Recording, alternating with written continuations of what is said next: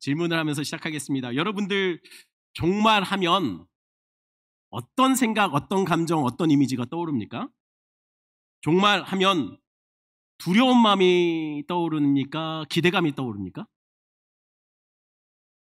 종말하면 죽음이 생각납니까? 생명이 생각납니까? 제가 미분적분 물어본 거 아니잖아요. 종말하면 끝이 생각납니까? 시작이 생각납니까? 종말하면 심판입니까? 구원입니까? 제가 답을 말하는 게 아니라요. 여러분 딱 제일 먼저 떠오르는 감정을 얘기하라는 겁니다. 그러면 이렇게 다 합쳐서 한번 물어보겠습니다. 종말하면 기다려집니까? 합니까? 이건 안 따라해 주셔도 되는데 제가 결혼을 얼마 앞두고 기도하는 것이 있었습니다. 그건 아멘 주 예수여 이따가 오십시오 였습니다. 많은 사람들이 종말하면 기대보다 두려움을, 생명보다 죽음을, 구원보다 심판을 먼저 떠올리죠. 물론 오산제일교회 성도들은 아닌 것 같아요. 하지만 대부분의 사람들이 부정적이고 어둡고 죽음 같은 이미지를 먼저 떠오르는 게 종말입니다. 그래서 다들 종말을 꺼려하기에 계시록을 별로 좋아하지 않아요. 계시록을 펼치는 것을 두려워합니다. 계시록을 어려워해요. 그럼 이대로 정말 계시록을 덮어놓아도 되는 걸까요? 종말은 생각 안 하고 지내도 되는 것일까요? 아닙니다. 우리는 종말을 잊지 말아야 돼요. 왜냐하면 종말은 믿는 우리에게는, 안 믿는 사람들 말고 믿는 우리에게는 죽음이 아니라 생명의 시작이 되는 시작점이, 출발점이 되기 때문이에요. 종말은 절망이 아닙니다. 믿는 우리에게는 소망입니다. 종말은 끝이 아니고 시작이고 회복이고 감사하고 감격이 되는 시간이에요. 그러니 종말은 두렵고 무서운 이야기가 아니라 감격과 기쁨의 주제가 된다는 거예요. 그래서 초대교회 성도들은 서로 만날 때마다 이렇게 인사했어요. 마라나타! 아멘! 주 예수의 오시옵소서. 어서 오시옵소서. 왜요? 그들은 주님이 다시 오심을 잊지 않으려고 몸부림쳤습니다. 왜냐하면 그래야 견딜 수 있었거든요. 그래야 버틸 수 있었습니다. 그것밖에는 소망이 없었어요. 이게 무슨 말일까요? 종말이 소망이고 그걸 기억해야지 버틸 수 있다는 말, 이 말은요, 사실 우리는 잘 이해하기 힘들 겁니다. 왜냐하면 우리는 당시 초대교회 성도들과는 다른 상황이니까요. 하지만 초대교회 성도들의 상황을 이해하면 왜 그들에게 종말이 소망이고 종말이 버틸 힘을 주는지 그게 이해가 되실 거예요. 그러면 도대체 당시 상황이 어땠길래 초대교회 성도들은 종말을 소망으로 붙잡고 삶을 살았을까요? 계시록이 쓰여질 당시에는 사실은 계속해서 핍박은 계속 왔어요. 하지만 대표적으로 그들이 이 계시록이 쓰여질 당시까지 두 차례의 큰 박해의 기간을 경험하게 됩니다. 그게 첫 번째가 뭐냐면요. 그 두 개 중에 첫 번째 박해가 네로 박해예요.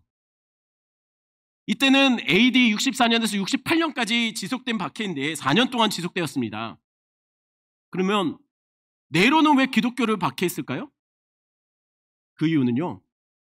64년에 AD 64년에 로마 시 안에 굉장히 큰 화재가 발생돼요. 이게 어느 정도로 큰 화재냐면 무려 6일 동안 불을 진화를 못 시켰어요.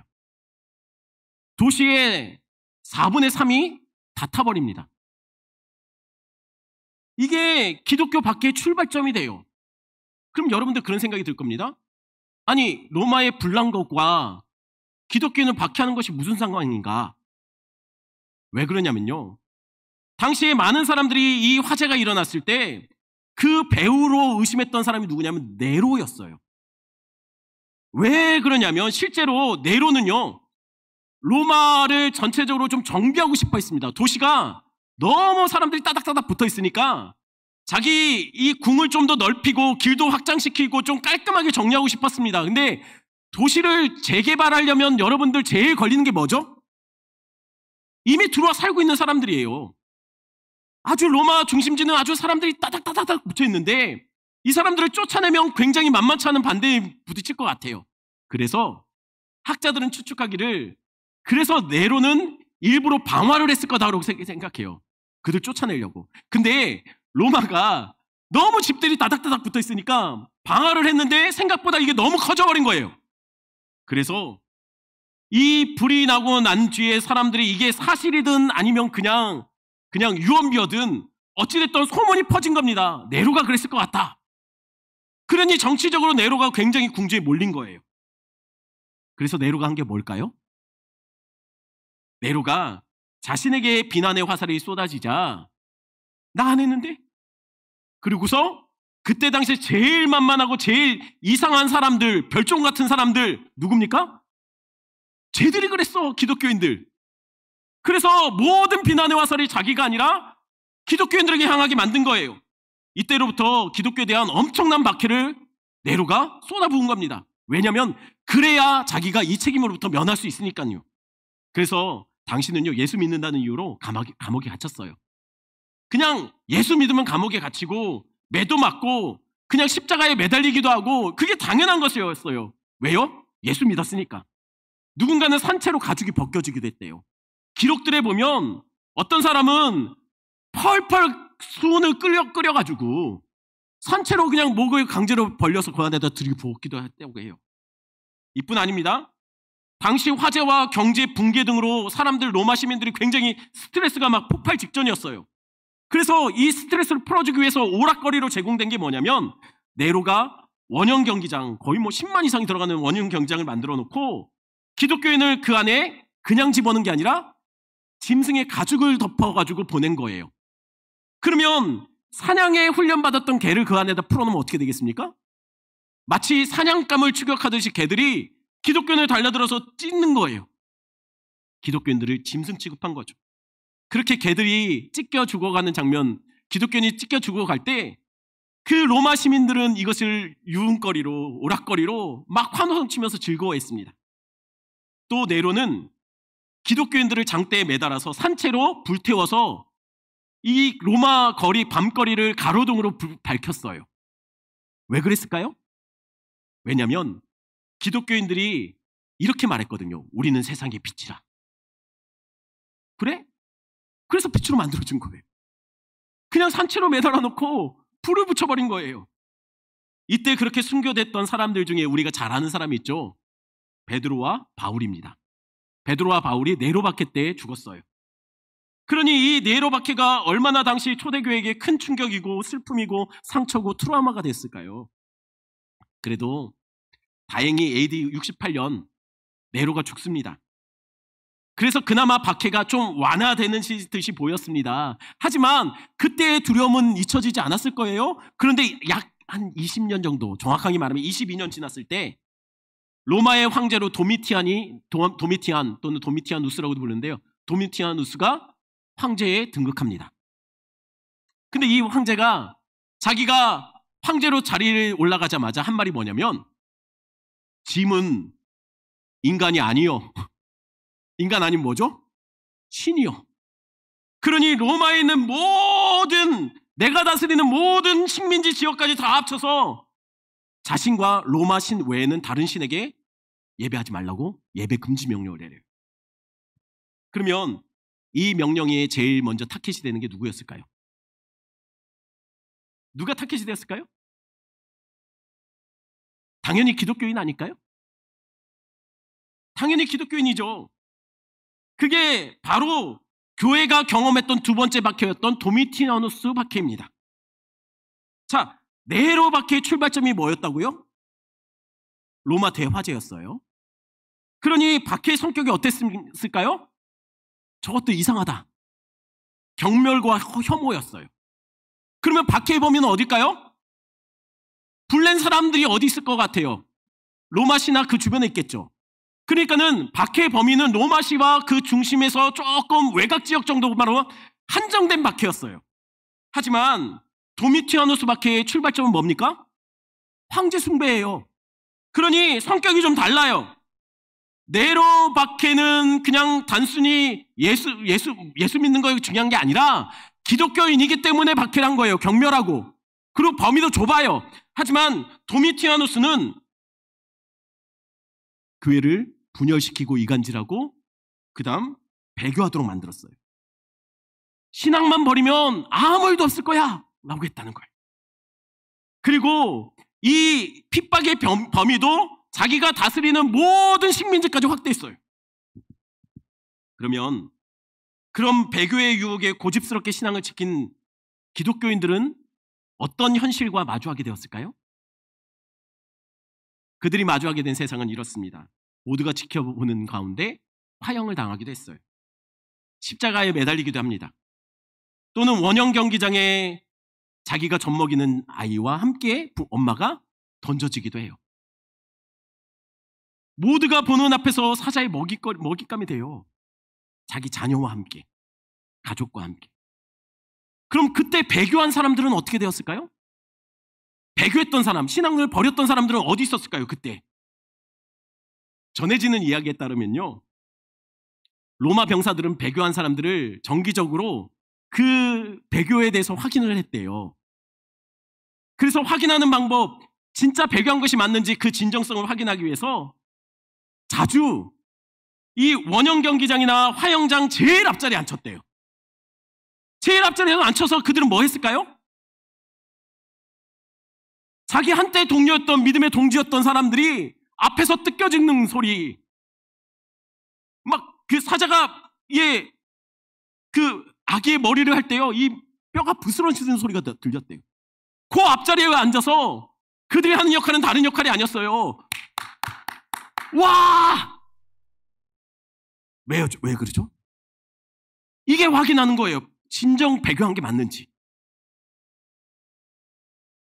제일 앞자리에서 제일 많이 열광하고 제일 큰 소리를 외쳐야 됐어요. 자기 동료가 찢겨 죽을 때 제일 많이 열광해야 됐습니다. 그래야 배교의 진정성이 확인되고 그래야 그들이 살았어요.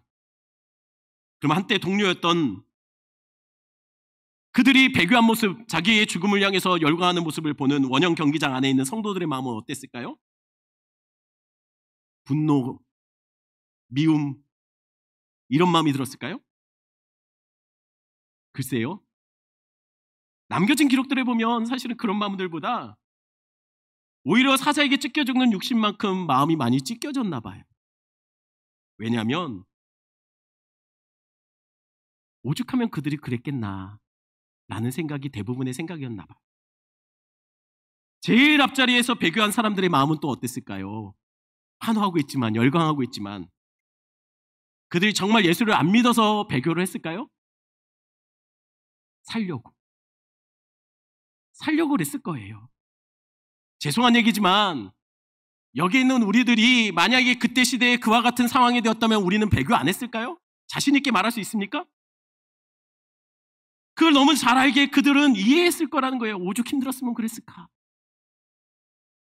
그리고 배교한 자들도 앞에서 열광하며 누구보다도 힘들고 굉장히 모멸감과 함께 동료들에 대한 미안함, 신앙적인 부끄러움을 느꼈을 거라는 거예요.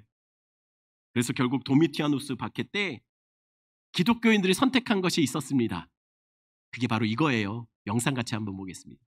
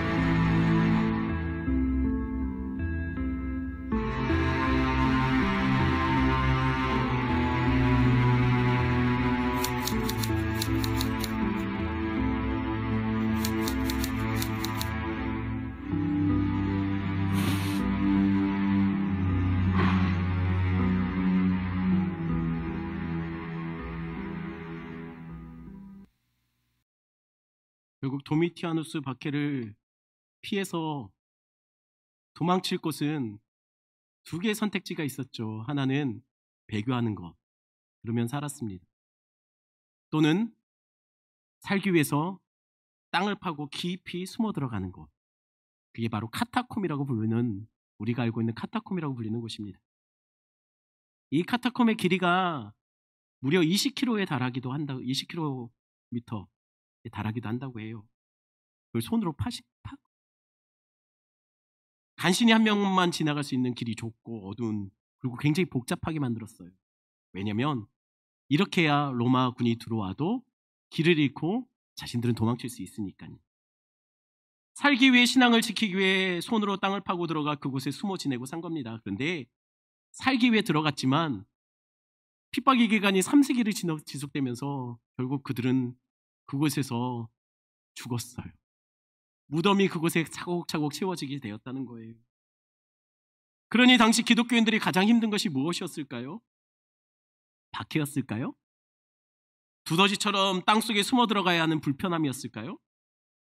아니면 원형 경기장에 던져져서 로마인들의 조롱거리가 되는 것, 그렇게 죽어가는 것이었을까요? 정말 그런 것들이 그들을 제일 힘들게 했을까요? 아닐 겁니다. 그들이 제일 힘든 것은 아마도 하나님의 침묵이었을 거예요. 이렇게 핍박이 오래 지속되고 있는데 자기는 예수님 때문에 이런 고난, 이렇게 깊은 굴속 어두운 곳으로 숨어 들어왔는데 문제는 하나님이 안 계신 것 같아. 아무리 부르짖어도 하나님이 응답하지 않아요. 아니, 예수 믿었는데 왜 내 삶이 이렇습니까? 아니, 우리 가족이, 우리 자녀들이 죽어가는데 왜 하나님, 왜 가만히 계십니까? 하나님 어디 계신 겁니까? 그들의 기도에 하나님 응답하지 않으세요. 그러다가 이런 소식도 들었을 거예요. 아무개 집사가 자기 아들 살리겠다고 배교했다더라. 누군가는 원형 경기장에서 제일 앞에 성도들의 죽음을 보며 환호성치는 한때 함께 신앙생활을 했던 믿음의 동료가 그 앞자리에 있는 걸 내가 봤다. 아마 그런 소식도 들렸을 거예요. 당시 성도들은 믿음으로 버텨내는, 그래서 카타콤 깊이 숨어 들어온 사람들, 이 소식 들을 때마다 어떤 마음이 들었을까요? 그 배교한 사람들에 대해서 분노했을까요? 글쎄요. 화가 나기보다 솔직히 흔들리지 않았을까요? 그 배교한 사람들을 비난하는 마음이 아니라 나도 더 이상 버틸 힘이 없는데 그들도 오죽했으면 그랬을까, 이해도 되지 않았을까요? 또 한편으로는 너무 내 삶이 미련해 보이지 않습니까?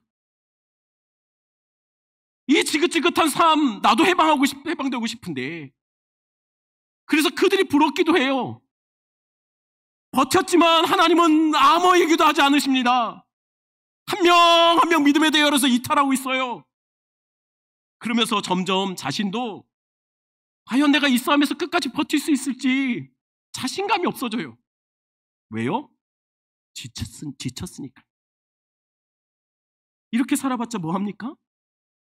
결국 잡혀 죽던지 아니면 이 무덤 속에서 버티다가 결국 저 비어있는 칸 중에 한 칸이 내게 될 건데, 이렇게 살아서 뭐합니까? 길어지는 하나님의 침묵, 아무리 부르짖어도 나타나지 않는 하나님, 끝나지 않는 이 절망의 길이, 그래서 그들은 지쳤을 거예요. 그런데 바로 이때였어요. 바로 이때 도미티안 박해가 가장 정점을 찍고 있을 때 하나님은 사도 요한에게 환상 속에 보여주시고 들려주신 것이 있습니다. 그리고 하나님이 요한에게 그렇게 명령해요. 받아 적으라. 네가 본 거, 네가 들은 거 받아 적어라. 그리고 내 백성들, 내 교회에게 편지로 보내라. 그렇게 해서 기록된 게 뭐죠? 바로 요한계시록이에요. 요한계시록의 이야기를 이해하기 위해서는요, 이 배경을 아셔야 돼요. 그럼 계시록은 누가 누구에게 썼다고요? 일단 사도 요한이 기록했습니다. 사도 요한이 반모섬에 유배 가서 쓴 글이에요. 그럼 독자는 누구일까요? 4절에 나옵니다. 4절 같이 읽습니다. 요한은 아시아에 있는 7교회에 편지하노니 이제도 계시고 전에도 계셨고 장차 오실 이와 그의 보좌 앞에 있는 7 영과. 요한은 소아시아 지역, 지금으로 말하면 우리가 한때는 터키라고 불렀고 지금은 튀르키예라고 부르는 그 지역의 7교회에게 편지로 계시록을 써서 보낸 거예요. 근데 이때가 어떤 시대였다고요?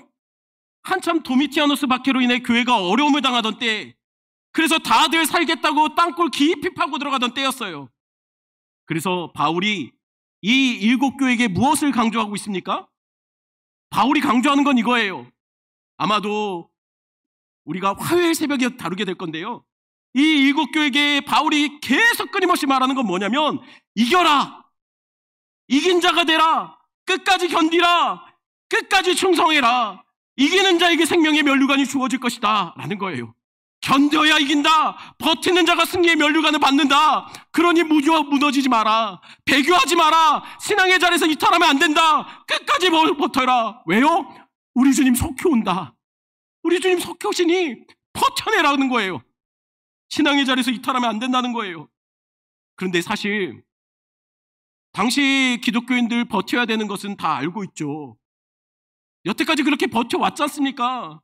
문제는 버텨야 된다는 걸 모르는 게 아니라 버틸 힘이 없다는 거예요. 왜요?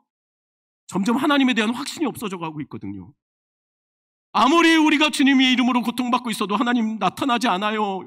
우리의 문제에 개입하지 않아요. 우리의 문제 속에 이 어둠 깊은 곳에 하나님 안 계신 것 같아요. 우리만 그렇게 버려진 듯 던져진 것 같아요.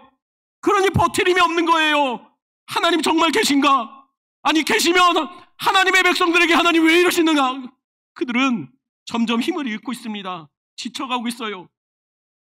그래서 지쳐가는 성도들에게 요한이 이렇게 말하고 있는 거죠. 우리 2절 말씀 같이 볼까요? 2절 같이 있습니다.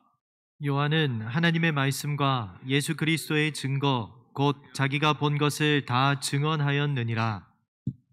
요한은 지금부터 기록하는 말들이 요한의 말이 아니라 누구의 말이라고 말하고 있습니까? 하나님의 말씀, 예수 그리스도의 증거라고 말합니다. 이 말이나 정명석의 증거가 아닙니다. 예수 그리스도의 증거라고 말해요. 그런데 그냥 말씀, 그냥 증거 아닙니다. 요한이 직접 듣고 본 것이라고 말을 해요. 그러면서 그가 이렇게 말하는 거죠. 형제들아, 이제부터 내가 하는 말 잘 들어라. 이건 내 말 아니야. 하나님 말씀이고 예수 그리스도의 증거야. 그러니 놀라지 마라. 이거는 내가 직접 듣고 내가 직접 본 거야. 아니, 우리의 고난에 침묵하는 하나님인데 그 하나님이 요한에게 말씀하시고 보여주셨답니다. 지금 당시의 성도들은요, 하나님이 없는 것 같았어요. 하나님이 자신들에게 말씀하지 않는 것 같았습니다. 그래서 흔들리고 지쳐가고 있었어요. 그런데 편지가 왔는데 편지를 열어보니 요한이, 마지막 남은 사도인 요한이 그렇게 말하고 있어요. 잘 들어라. 내가 봤다. 내가 들었다. 하나님 말씀하시더라. 하나님 살아계시더라. 하나님 교회와 함께 하시더라. 이 말을 듣자 성도들이 얼마나 위로가 되었을까요? 그럼 요한이 보고 들은 것이 무엇일까요? 계시록에 보면 4장 5장 부분에 요한은 하늘 보좌에 앉아 계신 하나님을 봐요. 그 하나님이 하늘 보좌에 앉아서 왕의 왕, 모든 열방을 다스리고 있더라는 거예요. 도미티아누스는 당시에 내가 왕이다, 내가 주다, 내가 모든 나라를 다스리는 신이다라고 자칭 스스로가 그렇게 말을 했어요. 그것을 강요받았어요. 신처럼 나를 섬겨야 된다. 그런데 요한이 뭘 봤다고요?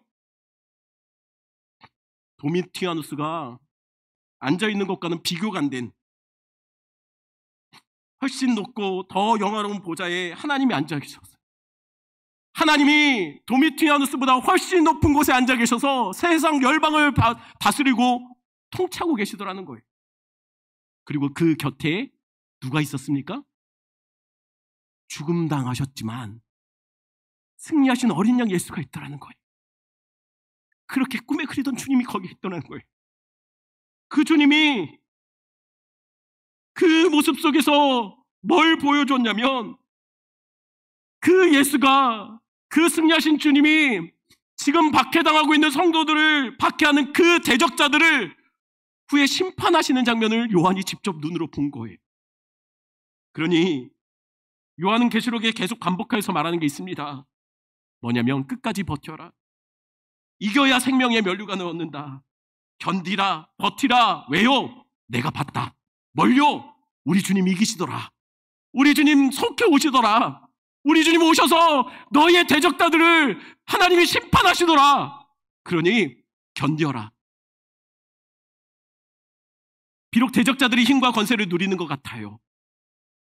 하지만 결국 이 땅에서 큰 환난을 당했던 자들이, 신앙 때문에 가슴앓이하며 살았던 자들이, 버티고 견뎠던 자들이 나중에 보니 모두 천국에서 흰옷을 입고 영광의 옷을 입고 승리의 노래를 부르고 있더라는 거예요. 영광과 찬송과 존귀와 위엄이 세세무궁토록 우리 어린 양에게 있습니다.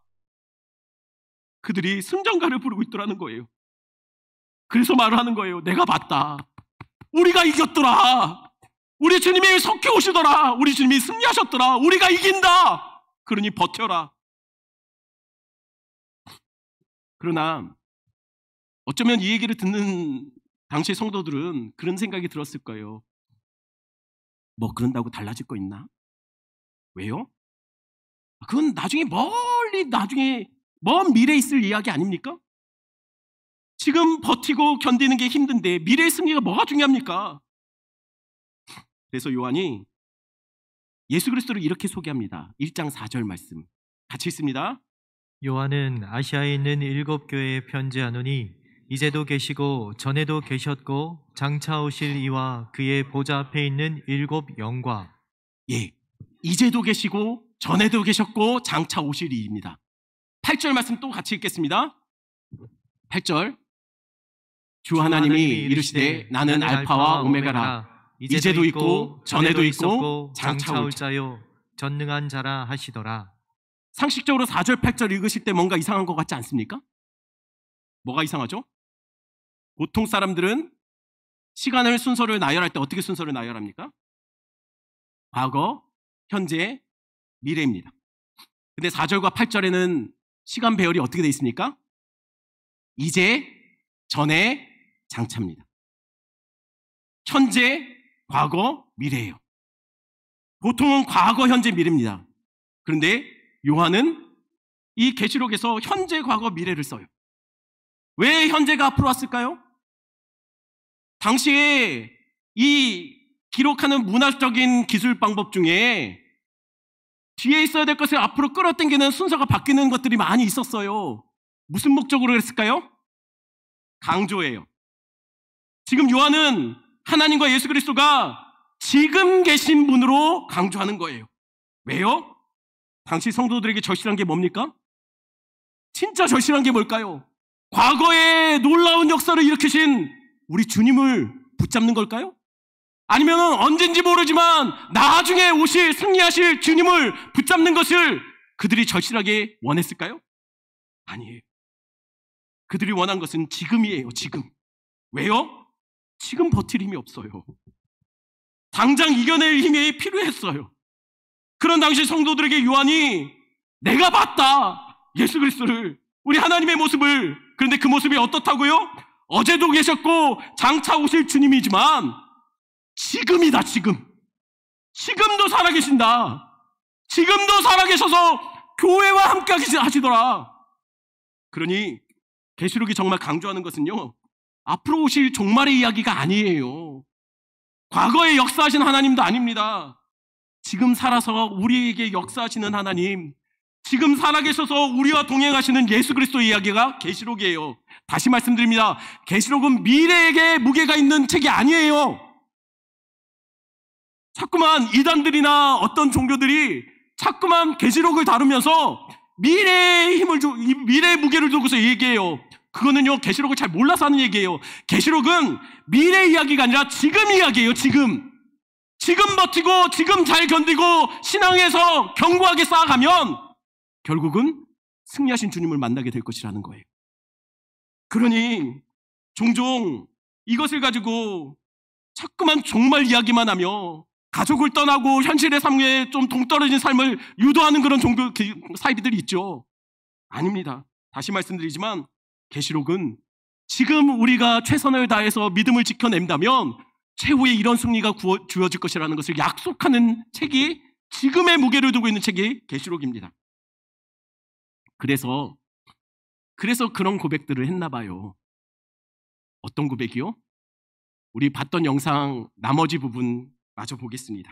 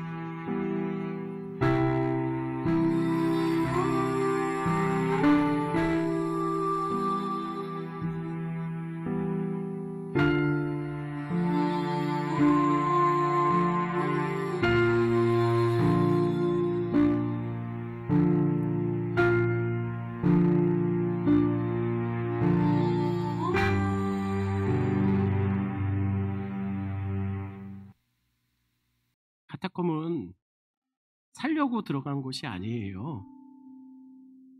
그렇게 들어가서 버티다가 결국 죽게 될 것이라고 알고 들어간, 말하자면 성도들이 찾아간 무덤 자리예요. 그런데 그 카타콤 여기저기에 나중에 확인됐는데 여기저기에 벽화와 낙서들이 남아있더라는 거예요. 근데 내용이 어떻다고요? 이런 내용들이 있었어요. 하나님의 종 아무개, 가치 있는 삶을 살다 가다. 이상하죠? 당시 성도들은 가치 있는 삶을 살 수가 없었어요.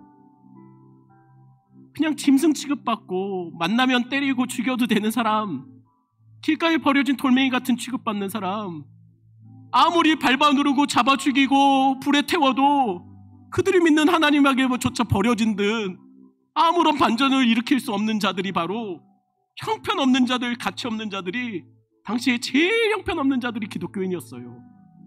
근데 그 어두컴컴한 곳에 들어간 사람들이 남긴 낙서가 하나님의 종 누구누구 가치 있는 삶을 살다 가다.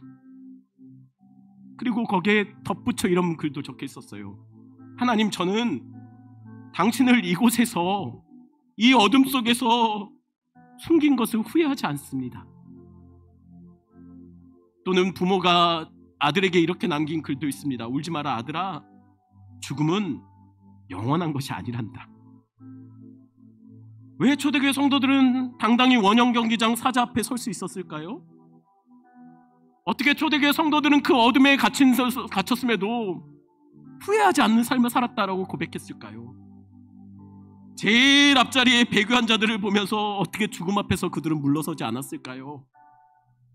흔들렸겠죠. 왜 사람인데 흔들리지 않았겠습니까? 그런데도 그들은 땅속 깊은 곳까지 들어가서 그곳에서 죽어가면서도 결국 그들이 만들어낸 고백이 뭡니까? 하나님, 저는 하나님을 섬긴 것을, 이곳에서 하나님을 섬긴 것을 후회하지 않습니다. 이걸 유언처럼 남겼다는 거예요. 이게 어떻게 가능했을까요? 봤거든요. 뭘요? 그들이 결국 어떻게 될 것인가를, 그들의 끝을, 그들이 도착할 곳을 들었거든요. 결국 우리는 세상 임금에게 고개 숙일 자들이 아니라, 그렇게 멸망한 사람들이 아니라 우린 살아계신 하나님 옆에 설 자들이라는 것을 확신했거든요. 우리의 진짜 임금은 이 도미티아누스가 아니고 우리 예수님인 것을 그들은 믿었거든요. 장차 되어질 일을 알기에 지금을 버티고 지금을 살아낼 수 있었던 거예요. 장차 주어질 승리를 믿기에 지금 어찌됐든 간에 버티고 적당히 타협하고 물러선 것이 아니라 끝까지 그 자리를 지켜낸 거예요. 우리도 그래야 합니다.